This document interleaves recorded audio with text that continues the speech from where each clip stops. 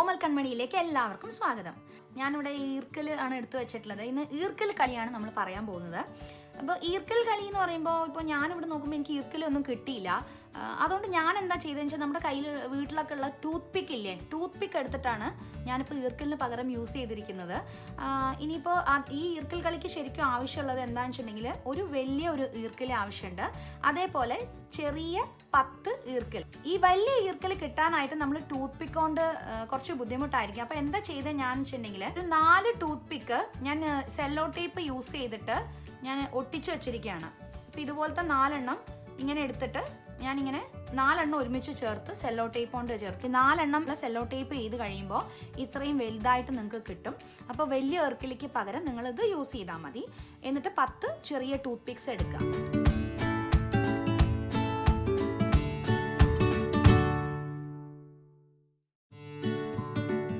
ഈ കളി ഇതുപോലെ 2 അതിൽ കൂടുതൽ ആൾക്കാർക്കോ കളിക്കാൻ പറ്റുന്നതാണ്. ഇതെങ്ങനെയാണ് കളിക്കാന്ന് വെച്ചിട്ടുണ്ടെങ്കിൽ ആദ്യം ഈ വലിയ ഈർക്കല് നിങ്ങളുടെ കയ്യിലെടുക്കുക. എന്നിട്ട് നിങ്ങൾ ഈ ചെറിയ ഈർക്കല് ഇങ്ങനെ പിടിക്കുക. അതായത് ഇതിൻ്റെ പ്രത്യേകത എന്താണെന്ന് വെച്ചിട്ടുണ്ടെങ്കിൽ നമ്മളിത് താഴേക്ക് ഇടാനാണ് പോകുന്നത്. ഇങ്ങനെ ഇടുകയാണ് നമ്മൾ ചെയ്യുന്നത്.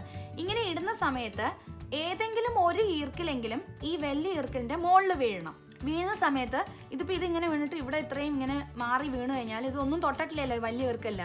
അപ്പോൾ ഈ കളി അത് ഫൗളായിപ്പോവും. കളിക്കാൻ പറ്റില്ല നമുക്ക്. എപ്പോഴും നമ്മൾ ഈ വലിയ ഈർക്കലിൻ്റെ മുകളിൽ ചെറിയ ഈർക്കലുകൾ വീഴുന്നത് എങ്ങനെയാണോ ആ രീതിയിൽ എറിയാൻ ശ്രമിക്കുക. അപ്പോൾ അതിന് ഏറ്റവും നല്ലത് ശരിക്കും പറഞ്ഞാൽ ആദ്യം ഈ വലിയ ഈർക്കൽ വെച്ചിട്ട് ഈ ഈർക്കൽ നമ്മുടെ കയ്യിൽ ഇങ്ങനെ പിടിച്ചിട്ട് ഇങ്ങനെ ക്രോസ് ആയിട്ട് പിടിക്കുക. ഇങ്ങനെ പിടിക്കുക. ഇതിൻ്റെ മുകളിലേ ഇങ്ങനെ കണ്ടോ, അതായത് ഇതിങ്ങനെ താഴെ ഈ വലിയ ഈർക്കൽ താഴെ വരുന്ന പോലെ ഇങ്ങനെ പിടിച്ചാൽ മതി. അപ്പോൾ നിങ്ങൾ താഴെ ഇടുമ്പോൾ എന്തായാലും ഏതെങ്കിലുമൊക്കെ ഈർക്കൽ അതിൻ്റെ മുകളിൽ വീഴും. ഇനി ഞാൻ ആദ്യം ഒരു ഈർക്കൽ ഇതിൽ എടുക്കും. ഒരു ഈർക്കൽ എടുത്തു. ഇനി ഞാൻ ഇതിൽ നിന്ന് ഓരോ ഈർക്കലായിട്ട് മാറ്റണം.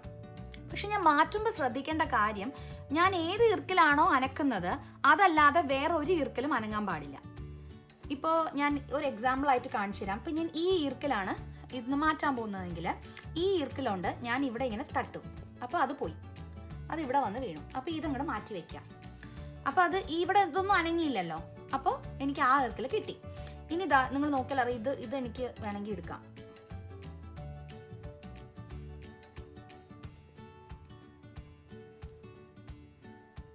ഇതിങ്ങനെ മാറ്റാം. അപ്പോൾ എനിക്ക് അടുത്ത ഈർക്കലും കിട്ടി. അടുത്ത ഈർക്കൽ ഞാൻ ഇത് എടുക്കാമെന്ന് വിചാരിച്ചു. അപ്പോൾ ഞാൻ ഇങ്ങനെ എടുക്കുകയാണ്. അപ്പോൾ ഇത് എന്നിട്ട് ഇങ്ങനെ മാറ്റി. അപ്പോൾ ഇതെനിക്ക് കിട്ടി.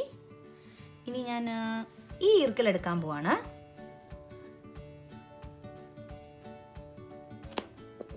അപ്പോൾ ഇതെനിക്ക് കിട്ടി.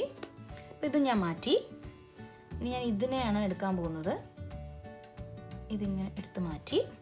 അപ്പോൾ ഇതും എനിക്ക് കിട്ടി. ഞാൻ ഇതെടുക്കാൻ പോവാണ്, ഈ ഈർക്കൽ. ഇത് ശരിക്കും കോൺസെൻട്രേഷൻ വളരെ ആവശ്യമുള്ളൊരു കളിയാണ്. നമ്മൾ ശ്രദ്ധിച്ചില്ലെങ്കിൽ ഇത് നമുക്ക് ഇത്ര വിചാരിക്കണ പോലെ കിട്ടില്ല. നിങ്ങളത് കാർപ്പറ്റിൽ കളിക്കാണ്ട് നിലത്ത് കളിക്കണമായിരിക്കും എളുപ്പം. കാരണം കാർപ്പറ്റിലാകുമ്പോൾ അതിൻ്റെ നൂലും അത് ഉടക്കും. പിന്നെ ഇനി എനിക്ക് ഈ 2 എണ്ണമാണ് എടുക്കേണ്ടത്. അപ്പോൾ ഞാനിത് എടുക്കുമ്പോൾ ഒബ്വിയസ്ലി എനിക്കറിയാം മറ്റതിൽ കൊള്ളുക.